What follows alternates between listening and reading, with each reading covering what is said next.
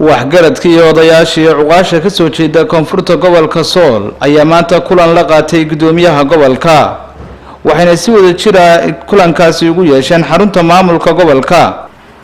kulankan ayay waxay kaga hadlayeen baaqiyo kala duwan ay ka soo saareen xaaladda bini'aadantinimo ee ka jirta deegaanada koonfurta gobolka Sool gaar ahaan deegaanadii colaadu dhawaan ka dhacday waxayna si wada jira baaq ugu direen hay'adaha ka howlgala Soomaaliland iyo sidoo kale xukuumadda ay ugu baaqeen inay ka qayb qaataan taakulaynta dadka ay dhawaan colaaduhu barakiciyeen ee ku sugan deegaanada koonfurta gobolka Sool ay dhawaan xukuumadda Soomaaliland ku celisay deegaanadoodii waxayna cid kasta arrimahaasi khusaysa ay ka codsadeen inay qaybtooda ka qaataan leenahay marka ugu horeysa dadkaas magaalooyinka aan soo sheegay hadda lagu celiyay waa magaalooyin dhibaatooyin badan gaadheen dadka dhibaato badan gaadhay barakacay waxaan leenahay dowladda Soomaaliland dadka guryihii badankooda waa ka dumeen waa ka baabeen wax la gubay wax burburay weeye waxaan leenahay dadkaas wuxuu u baahan yahay dibadajin degdeg u baahan yahay dowladda Soomaaliland waxaan leenahay hawsha degdeg wax uga qabato dowlad ahaan iyo hay'adaha caalamiga iyadoo la kaashanaysa waxaan leenahay si dadka dibadajin loogu sameyn lahaa loogu soo gurman lahaa wix loo qaban karo loo qaban lahaa waxaan u dareynaa Soomaaliland ilaa madaxweynaheeda ilaa golaheeda wasiirada iyo dowladda oo dhanba ilaa maamulka gobolka waxaan leenahay meel wanaagsan bayna maraysaa nabadgelyadana way ka qayb qaateen magaalooyinkan soo sheegay waxaan leenahay wixii gurmado macaawinooyin ummadana ha loo soo gurmado magaalooyinkii wixii loo dhisi karo iyo wixii macaawinooyina baan leenahay in loogu degdeg loogu soo gurmado hawla emergency weeyaan dadkaas gowaanay fadhiyeen dhirbay hoos harsanayeen aydaasay ku firqsanaayeen marka waxaan codsanaynaa in dadka gurmad loogu soo gurmado dowladda iyo hay'adaha gaar ahaan waxaan doonaynaa hay'adaha ay ka mid yihiin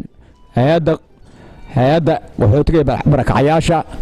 in hawsha gurmad degdega ay ugu diyaar garowdo ay uga qayb qaadato wixii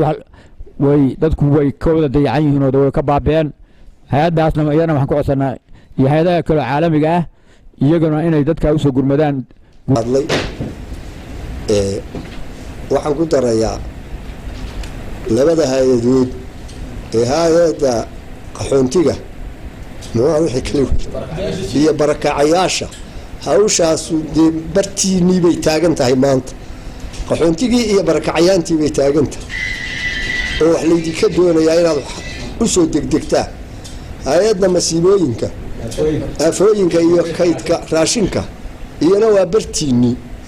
waxaan rabnaa labadiinaas inaad si degdega u soo dedejisaan wixii aad u awoodaan hay'adaha caalamiga ah waxaan rabnaa hawshaa hadday tahay guryo hadday tahay cunno hadday tahay dhaawac masiibooyin adag baa meesha ka dhacay inaad masooyooyinka gurmad adag oo isaga xil saartaan oo aanan anagu kicin karin dowladda xil wax badan bay ka qabatay nabadgelyada aad bay wax uga qabatay tan haatan la isugu soo celiyay aad bay uga qayb qaadatay kuwii horena aad bay uga qayb qaadatay laakiin wuxuu yidhi af macaaniina raabiya waayatiin ma lehe koogaada oo gacanta yaad in ku leed gacantiina adag gacantiina waa dambaysaa marba meel bay maraysay nabadgelyadii waxaa ugu dambeysay in la isugu diray oo aanu ka howlgallay in la isugu tago dhulkii lagu kala maqnaa waxaanu dadkii isugu keenay laba bare hadeer meesha la yahay dhumay iyo dabataag dadkii markaanu isu keenay ay noo harsan yihiin meesha la yidhaaho dharkayn tuurta iyo saaxdheer marka ay noo harsan yihiin waxaanu uga soo noqonnay oo hadeer aanu saxaafadda uga maarmi weynay waxaanu awal rabnay marka hore dadkoo dhan inaanu dejinno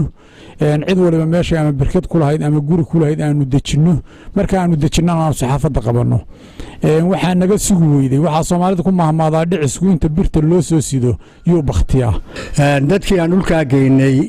dhir hoostiina waanu ka soo kicinnay haddana meel bannaan baanu keennay wixii waxqabad ah dowladdu inay israacsato iyo haadaheedu hayadaha ku shaqa leh hawshaas ay u dhaganuglaadaan laguna amro ayaanu soo jeedinayna sida la sheegay labada hay'adood ee laga saqadhiyay dhankiisa gudoomiyaha gobolka Sool Cabdiqani Maxamuud Jiide ayaa u mahad celiyay odayaashii waxgaradka kaalinta wanaagsan ay ka qaateen nabadeynta deegaanada Koonfurta gobolka Sool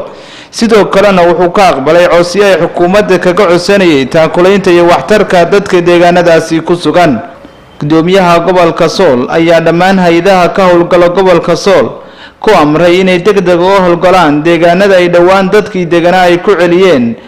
oo ay awal hore colaadahaasi soo barakiciyeen runtii waqti dheer baynu soo wadnay nabadan culays badan iyo time badan oo soo geliseen meel fiican waad keenteen dawladda Soomaaliland oo idinka mahad celinaysaa iyo maamul gobolka waa sida aad u shaqayseen gacanta aad uga sii nabadda uguna heliseen dadkiinni inay nabad helaan ay tii wanaagsan ku noolaadaan waana mid runtii miisaanka xasanaadka idin gelisa aakhiradiina iyo adduunkiinaba in dhiiga qubanaya la joojiyo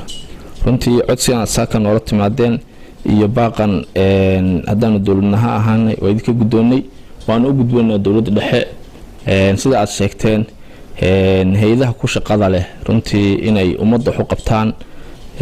annasan oo kale baaq baan hawada u marinayaa qoraalna u diri doonaa insha Allah